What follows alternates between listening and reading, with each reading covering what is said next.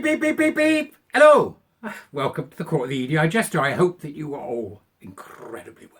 It's still chilly here at 4 a.m. in the morning or whatever bloody time it is. Right. What have I got for you today? Well, the Times, right? As you know, not my fave. Telegraph I'll go with generally, but the Times. Great article here from Sunday. That is today, I think. April the 21st, is it? Yeah, it is, isn't it? It was nearly my birthday. Off to the zoo. It's going to be fun, isn't it? Apes and monkeys. Oh, I'm only going for the capybaras. Aren't they great, capybaras? We need more capybaras in our lives, right? So, this is great news, right? So, one of the behemoths of the damage that's been done to gays and lesbians is Stonewall. Don't have to tell you that, do I? Most of you watching, although there'll be a few that aren't watching that may not know why Stonewall is the behemoth that we need to take down. So support for Stonewall crumbles. Now, just before I start on this, just to let you know that in the next few hours, I'm expecting to receive a copy of the Gay Men's Network's response to Cass, okay? Which I will share on my Twitter so you can see it, and I'll take a look at it and then do a video so that I can summarise it for you. So I'm hoping to get that from Dennis and the crew over at the Gay Men's Network shortly. So if it arrives, you'll get another video. Okay. Other than that, I'm rattling on. And if it does arrive, I might bump this one to another day and then do the Gay Men's Network one. We'll see. Right. Okay. A decade ago, this begins, and this is from Geraldine Scott. A decade ago, as same-sex marriage became legal, Stonewall was riding high. True. Lauded for its key role in pushing for equal rights and campaigning prowess, it was helping government departments and schools expand their diversity offering and become more welcoming to all. Now, the NHS has distanced itself and other public bodies are reviewing their associations with the charity. Oh yes, they don't like it up 'em. So, it's because of Cass, right? That's what's done it. Cass. Dr. Hilary Cass. What a lass. This is why it's happening. Okay, they're distancing themselves because of the fallout from a landmark report on gender identity shines a spotlight on the organisation. Stonewall, Britain's most well-known LGBT rights charity, has come under intense scrutiny for its stance on trans rights since the publication of the report by Dr. Hilary Cass. They're not the only one. Proud Trust, LGBT Foundation. So I've written to a few people, including the Chief of Police for Manchester, because I think this is grievous bodily harm. Conspiracy to commit grievous bodily harm on young people and children. Right? So I've written to a few people. Let's see if we can stir the hornet's nest a bit and get them to respond. Bev Craig, the councillor Bev Craig, hasn't even replied to my previous 3 emails, but I trust she might reply now. The Times revealed last week that the charity has tried to suppress early warnings to schools. This is where they told schools to shred documents that came from Transgender Trend. Unbelievable.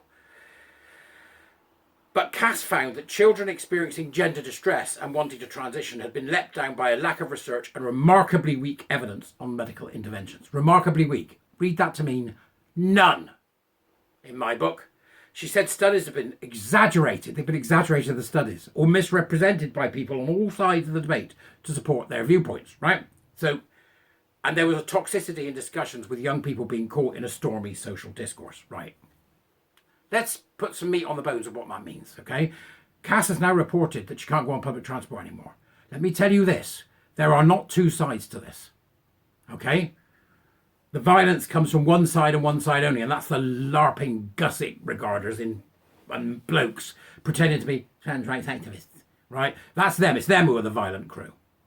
People have got the damn receipts. I've got an entire archive of the rubbish these gender goblins spout. Homophobic to the core. Critics have put some of the blame. It just annoys me because they're saying that young people have got caught in stormy social discourse. They haven't got caught in stormy social discourse. They've been taught by activists from a very early age that unreality is reality. They have been exposed to queer theory. They've been exposed to gender ideology. They've been exposed to the lies of drag queen story times and their reversed fairy tales designed to undo thousands of years of parenting wisdom. That's what's happened to them, right? And they've been allowed to do that, and that has happened to them because the adults didn't say no. They haven't been caught up in a social discourse. The adults didn't say no. Oh, critics have put some of the blame for that at Stonewall's door. Some. Baroness Hunt of Bethnal Green. Now, there's a petition going round to get this gender goblin out of the House of Lords. So if you see it, sign it. All right? Okay? If I can find it, I'll put it in the Dubras. Make sure you sign it. Last time I looked, it was up to 17,000, I think. But we're going to need a good 100,000 for the government to go, right, get her out. This woman is complicit. Get her out. So we start with her. Then we deal with the LGBT Foundation and all the other bloody LGBT organisations that have embraced this. Damaging gay and lesbian youth and children, you swine. So she said in an interview with The Times that she'd never attempted to shut down debate. For the love of God. Never intended to shut down debate. And that her only regret was trusting the expert. She's blaming somebody else. Her, who is it that followed her? Nancy, sexual racist Kelly, is it? Is that her name? And I don't know who that bloated wibblecoat was that was chatting on television the other night. We're not a medical group. That was Mermaids, wasn't it? Hey, what the hell? But one source close to the charity said it was Stonewall's increasing stance of demanding change rather than campaigning and enabling progress to be made that had caused issues. They said what Stonewall does now is we demand you agree with this, we demand you agree with that, we demand the next thing. And it just doesn't enable that bigger picture, which is what support should we be giving to some young people and vulnerable young adults so that they can make the best decisions for their life. We should be supporting them to make the best decision by saying that this is never going to be the best decision. Because from my perspective, there is no such thing as gender-affirming care. There is no such thing as trans healthcare, except post the damage we've already done to people. And that they need every care for. Every care that the public purse can provide. Right? Other than that, it ends. I think Cass has shut the door anyway. But we'll see. They added, so it's added that some people think it shouldn't be campaigning on trans rights at all. I think that's up to Stonewall, and that's not my point. My point is that actually it just didn't build broad alliances, and it absolutely did no debate. That's what they did. That's what Stonewall did. Asspipes. But in a review of the recommendations published on Thursday, it said hormones and puberty blockers should still be subscribed to children and young people in a timely manner. They've doubled down. You've been medically experimented on children. No, we haven't. Right, well, so here's the evidence. What do you want to do? We want to medically experiment on children more.